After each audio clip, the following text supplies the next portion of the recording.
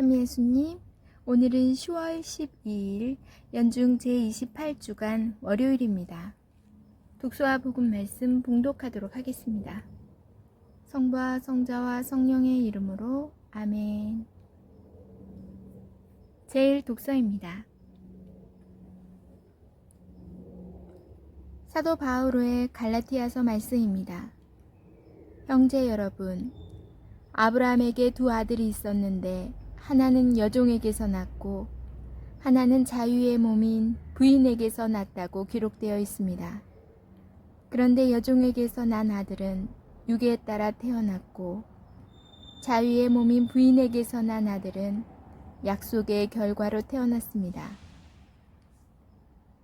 여기에는 우의적인 뜻이 있습니다. 이 여자들은 두 계약을 가리킵니다. 하나는 시나이 산에서 나온 여자로 종살이할 자식을 낳는데 바로 하가르입니다. 그러나 하늘에 있는 예루살렘은 자유의 몸으로서 우리의 어머니입니다. 성경에 이렇게 기록되어 있습니다. 즐거워하여라, 아이를 낳지 못하는 여인아. 기뻐 소리쳐라, 환상을 올려라. 상고를 겪어보지 못한 여인아, 버림받은 여인의 자녀가 남편 가진 여인의 자녀보다 더 많기 때문이다. 그러므로 형제 여러분, 우리는 여종의 자녀가 아니라 자유의 몸인 부인의 자녀입니다. 그리스도께서는 우리를 자유롭게 하시려고 해방시켜 주셨습니다. 그러니 굳건히 서서 다시는 종살이의 멍에를 매지 마십시오. 주님의 말씀입니다. 하느님 감사합니다. 복음 말씀입니다. 루카가 전한 거룩한 복음입니다. 그때 군중이 점점 더 모여들자 예수님께서 말씀하기 시작하셨다. 이 세대는 악한 세대다. 이 세대가 표징을 요구하지만 요나 예언자의 표징 밖에는 어떠한 표징도 받지 못할 것이다. 요나가 니네베 사람들에게 표징이 된 것처럼 사람의 아들도 이 세대 사람들에게 그러할 것이다. 심판 때 남방 여왕이 이 세대 사람들과 함께 되살아나 이 세대 사람들을 단죄할 것이다. 그 여왕이 솔로몬의 지혜를 들으려고 땅 끝에서 왔기 때문이다. 그러나 보라, 솔로몬보다 더 큰 이가 여기에 있다. 심판 때 니네베 사람들이 이 세대와 함께 다시 살아나 이 세대를 단죄할 것이다. 그들이 요나의 설교를 듣고 회개하였기 때문이다. 그러나 보라, 요나보다 더 큰 이가 여기에 있다. 주님의 말씀입니다. 그리스도님 찬미합니다.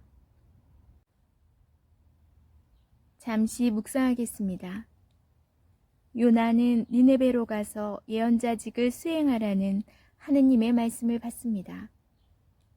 니네베는 북부 이스라엘을 멸망시킨 아시리아의 수도였으니 이스라엘 백성의 원수입니다. 요나는 원수를 위하여 예언하고 싶지 않아서 타르시스를 향하여 배를 타고 도망갑니다. 그러나 하느님께서는 태풍을 일으키시고 큰 물고기를 시켜 요나를 삼키게 하십니다. 사흘 동안 물고기 뱃속에서 지낸 요나는 마침내 하느님께 굴복하여 니네베로 갑니다. 본디 니네베는 가로지르는 데에만 사흘이나 걸리는 도시인데 요나는 하룻길을 걸은 다음 회개하라고 외칩니다. 그런데 이게 웬일입니까? 하루의 외침만으로도 니네베 사람들 전부가 자루옷을 걸치고 단식합니다. 높은 사람, 낮은 사람 따로 없이 임금마저 단식하였습니다. 심지어 동물들에게도 자루옷을 입혔고 단식하게 하였으니 숨을 쉬는 모든 것은 다 회개한 것입니다. 요나의 표징은 예수님의 표징과 대조를 이룹니다.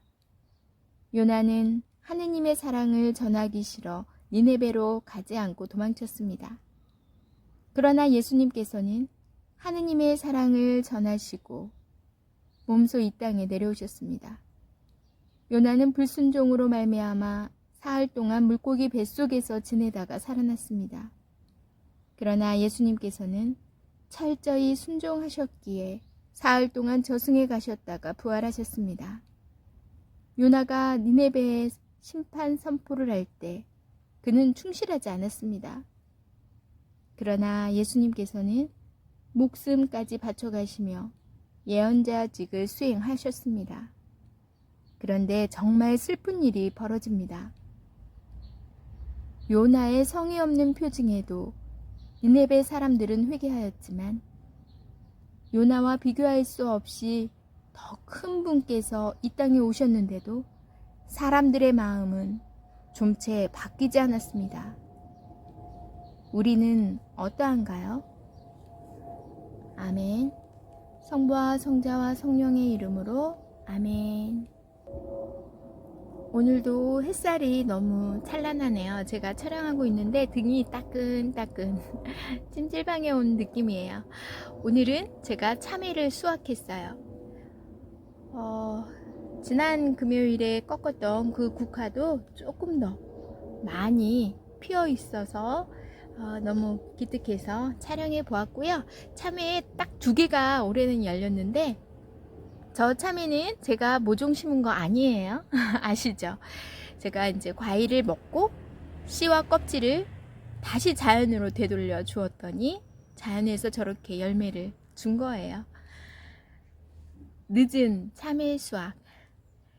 작년에는 좀 더 컸는데 올해는 좀 작네요. 그래서 2개가 아무튼 예쁘게 저렇게 노랗게 익어서 일단 성모님께 봉헌 드리고